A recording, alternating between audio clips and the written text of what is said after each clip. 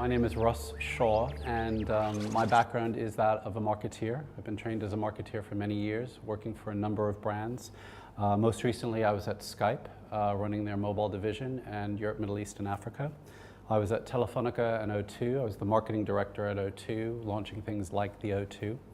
I was at NTL, now Virgin Media. And prior to technology and telecoms, I worked in financial services at American Express and Charles Schwab. I also have done some stints working as a chief executive for a venture capital-backed mobile company. So my background spans large corporate to startup and more entrepreneurial space. And in terms of what I'm doing at the moment, you hear some different terms: going plural, going portfolio. I'm a non-executive director for 3 companies: Game Group, Dialogue Semiconductor, and Unwire, a Danish digital wallet company, and I'm also the current chair of the marketing group of Great Britain. So that's me. I think businesses are only starting to scratch the surface in terms of how they get their heads around social media. And part of that is because it's a fast-moving space, it's constantly changing. Brands in social media that were around 2, 3, 4 years ago are not viable brands today. You've got big players like Facebook, which clearly dominate the landscape, and a question might be, will they be around in a few years? Will they still be a very important brand with respect to social media?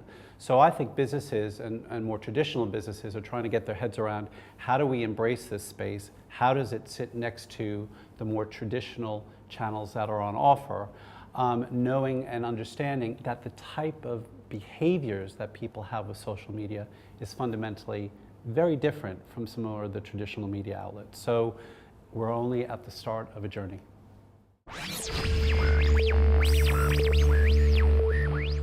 I've seen a few examples from the FMCG space, ironically. It surprises me. I think of FMCG as a bit more traditional, but they certainly have invested and have marketing budgets to invest in social media and do some interesting and different things with the social media channels.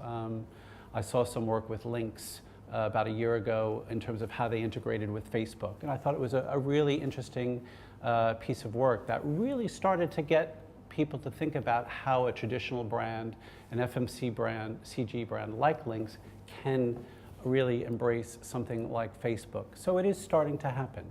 I think financial services is probably behind the curve. I think the financial services sector probably has some more fundamental issues to deal with before they get to the whole social media space.